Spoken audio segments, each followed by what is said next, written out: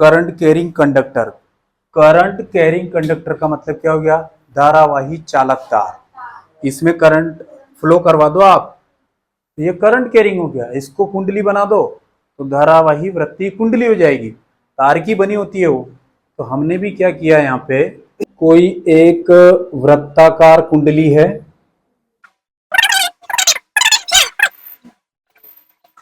ये चालक तार के सिरे हैं आपके पास। अब जो चालक तार आपके पास पहले था उसमें ये मान लो कि आई करंट फ्लो हो रहा था।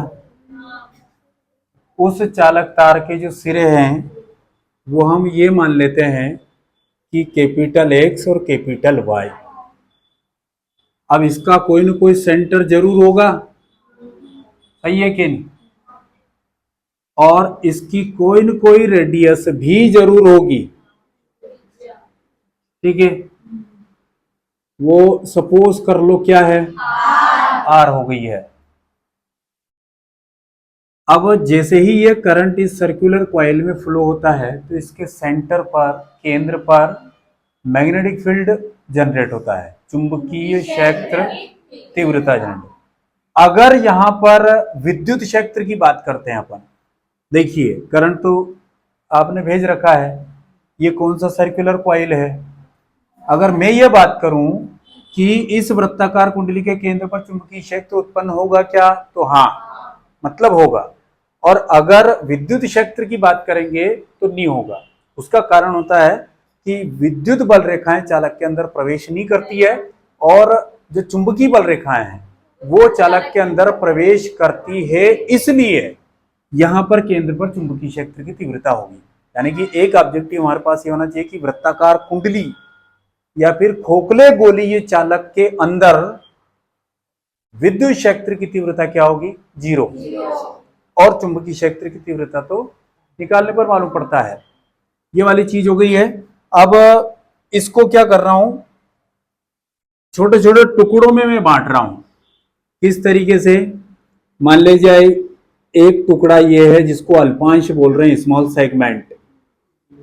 मान लीजिए ये ए बी कोई टुकड़ा, फिर एक टुकड़ा और ले लेते हैं अपन, ये बी सी कोई हो गया, फिर स्मॉल सेगमेंट एक और हो गया, तो ये डी हो गया है, फिर ये डी ई हो गया है। ऐसे करके बहुत सारे टुकड़ों में इसको बांट सकते हैं। कुल मिला के ये जो स्मॉल सेगमेंट है, अल्पांश है, ये वापस मिलकर क्या बनाएंगे? वृत्तीय कुंडली। ये सब एजम्पशन है। अब यहां पर अगर इसका वर्णन अगर देखें अपन, लैंग्वेज लिखना चाहें तो क्या है कि एक्स वाई कोई धारावाही चालक तार है जिसे आर त्रिज्या की वृत्तीय कुंडली में मोड़ा गया है, ठीक है ना? या फिर सिंपल ये भी लिख सकते हैं कि कोई धारावाही वृत्तीय कुंडली है जिसमें आई करंट फ्लो हो रहा है, ठीक है? अब ये अल्पांश से जो बात करी है अपनों ने, तो अल्पांश से क्या याद आता अपना? कौन सा नियम? बायो सेवर्ट, करेक्ट है ना? अल्पांश के लिए बायो सेवर्ट। और बिंदु आवेश की अगर बात करेंगे तो वो कौन सा हो जाएगा? कूलॉम नियम। और अगर गुरुत्वाकर्षण की बात करेंगे तो न्यूटन का सार्वत्रिक।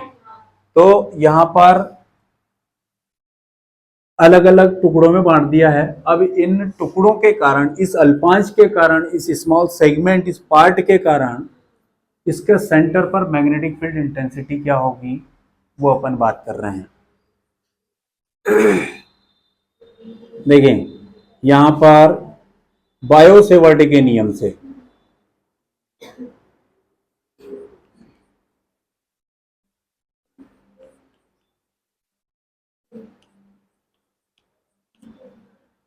अब बायो सेवर्ट का नियम अपन जानते हैं, ये म्यू नॉट अपॉन में 4 पाई, करेक्ट है ना? ये साइन थीटा अपॉन में आर स्क्वायर, जहां आर क्या है? उस ध्रुव प्राबल्य से परीक्षण आवेश तक की दूरी है, ठीक है? अब यहां पर देखिए आप, चूंकि थीटा बराबर 90 डिग्री, क्यों? ये जो त्रिज्या है ना, ये त्रिज्या हमेशा ही परिधि पर लंबवत होती है। Radius is always perpendicular to the circumference, तो ये 90 बनेगा। तो यहाँ इनके बीच ही बन रहा है कोण, तो और तो कहीं कोण नजर आता नहीं है अपने को, तो ये 90। यहाँ आप एक रीजन लिख दो कि जो त्रिज्या होती है परिधि पर लंबवत होती है, इसलिए हमने 90 लिखा है। ये चीज हो गई। तो यहाँ साइन 90 का मान क्या हो जाएगा? 1 हो जाएगा। मेरे पास क्या बचेगा? केवल ये वैल्यू बचेगी। वैल्यू मेरे पास बचने वाली है सिर्फ ये जो मैंने सर्कल बनाया है।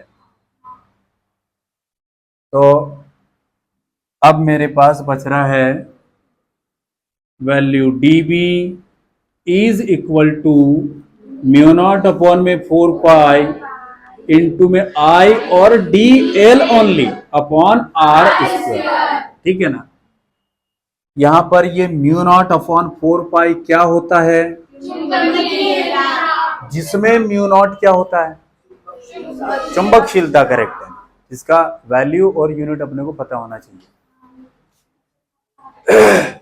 अब देखें आप, इसको कोई इक्वेशन नाम दे दो आप। पहला हो गया, यहां बहुत सारे अल्पांश दिख रहे हैं, मैं पहले की बात कर रहा हूं। अल्पांश, पहला टुकड़ा ले लेता हूं ए बी, ये टुकड़ा आपको दिख रहा है, ठीक है ना। तो ए बी अल्पांश के कारण केंद्र पर चुंबकीय क्षेत्र की तीव्रता, magnetic field intensity due to A B small segment, segment का मतलब अल्पांश, स्मॉल मतलब छोटा, ए बी मतलब ए बी, ठीक है ना। अंग्रेजी वालों से कहाँ कम है अपन? सही है कि नहीं यार? उनमें अपनों में अंतर क्या है?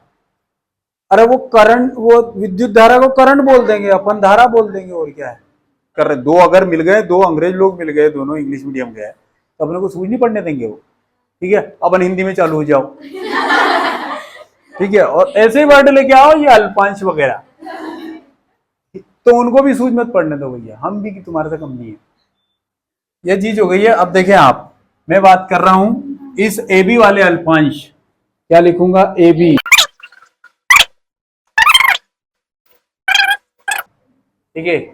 अब देखो आप, ये हमारे पास D B is equal to mu not upon 4 pi, पूरा ऐसा कैसे? बहुत सिंपल है ये। यहां देखें आप, इनटू में आई करंट एक जैसा, ये जो डी एल है ना, ये है अल्पांश। अब ये तो बायो सेवर्ट ने बताया, अब अल्पांश का नाम आपने बदल दिया तो फिर यहां भी तो बदलना पड़ेगा। उसने अल्पांश को डीएल लिया था, डीएल लेंथ का, यहां आपने ये भी ले लिया है, तो आपका नाम क्या है? नहीं, आपका तो और कोई नाम है, बाई आर स्क्वायर। सही लिखा क्या मैंने? अब ऐसे ही बीसी, ऐसे ही सी डी, ऐसे ही डीई, तो यहां एक लाइन लिख रहा हूं मैं, इसी प्रकार ए बी की जगह आ जाएगा बीसी अल्पांश के कारण चुंबकीय क्षेत्र की तीव्रता।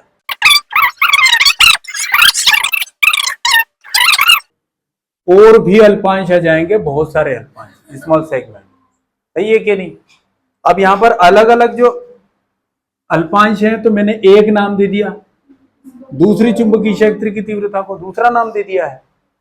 अरे ये 1 मतलब ए बी के कारण, 2 मतलब बीसी के कारण, 3 मतलब सी डी हो जाएगा। तो एक अल्पांश के कारण केंद्र पर चुंबकीय क्षेत्र की तीव्रता, दूसरे के कारण, तीसरे के कारण, तो केंद्र पर टोटल कितनी हो जाएगी? सभी के कारण, यही होगा ना। तो यहां पर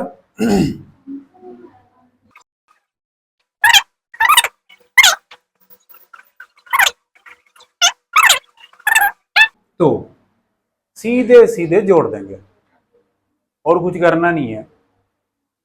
देखिए इनको वैल्यू को जोड़ रहा हूं मैं। कौन सी?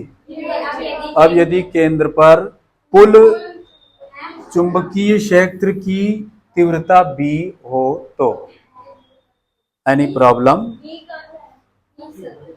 बी मतलब देखो, डीबी मतलब अल्पांश, और अल्पांश अल्पांश सब जुड़ गए तो कुल हो गया पी। ठीक है ना। हाँ, तो यहाँ पे देखें आप, मैं यहाँ पर लिख रहा हूं। अच्छा, यहाँ नीचे दिख रहा है क्या? देख लो, मेरे पास जगह कम है।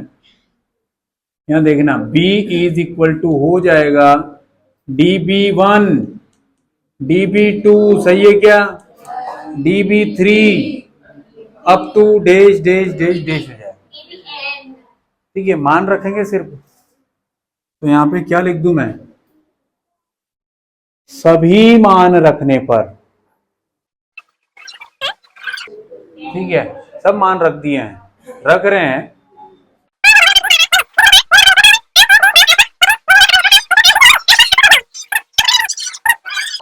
कहां पे रहा, सब जगह है।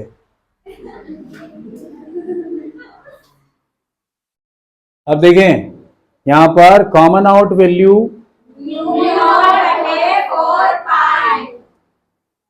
और भी है, ठीक है ना। अब ध्यान से देखो भैया, A B B C C D ऐसे जुड़ेगा। तो ये हमने बात करी है A B plus B C plus dash dash dash dash. ठीक है ना, मतलब वीडियो वालों को तो क्या जूम करके देखना ही पड़ेगा। ठीक है, बोर्ड में ये सोच रहा हूँ कि यहाँ तक इसको सही करवा लें। मैं तो और भी कुछ सोच रहा हूँ। इतना बड़ा पूरा स्क्रीन लगाने का सोच रहा हूँ इसी साल। अरे बहुत महंगा आ रहा है, सोच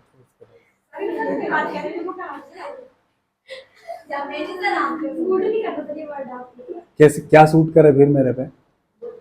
बी,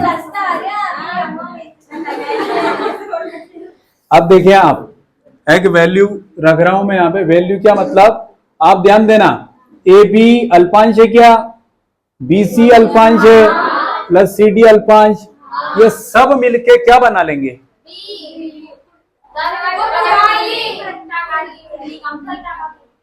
इसका नाम बताओ तब जाओ। एक अल्पांश मतलब एक टुकड़ा, एक टुकड़ा एक टुकड़ा, पूरा क्या बन गया ये, कुंडली। तो कुंडली के लिए क्या बना ये, परिधि। ठीक है, पहले भी कर चुके हैं ये वाला। तो ये हो जाएगा 2πr, और ये हो जाएगा परिधि, सर्क्यूम्फेरेंस अंग्रेजी नाम है, बस रख दीजिए। तो यहाँ पे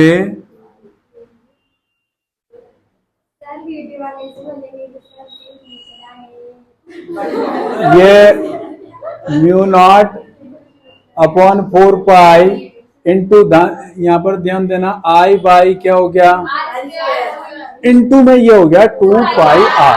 एक आर वैल्यू कैंसिल हो जाएगा।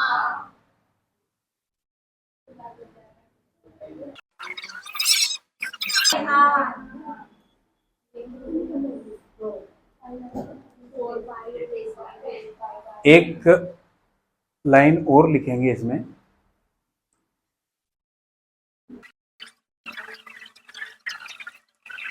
की संख्या का मतलब क्या हुआ, उसके लपेटे, तार लपेटते हैं कि नहीं अपन, टर्न्स ऑफ वायर, तो उसको नंबर ऑफ टर्न्स बोला जाएगा, फेरों की संख्या। एन अगर बात हो ना तो बहुत सिंपल है, ये B इज इक्वल टू हो जाएगा म्यू नॉट अपॉन में 4π, एज इट इज है 2π, और एन लिख दो, और I के बटे में हो गया R। बस बस, कुछ भी नहीं है। अब ये अपनों ने बात करी है धारावाही वृत्ताकार कुंडली के केंद्र पर चुंबकीय क्षेत्र की तीव्रता, magnetic field intensity due to current carrying circular coil at the centre of the, ये हो गया।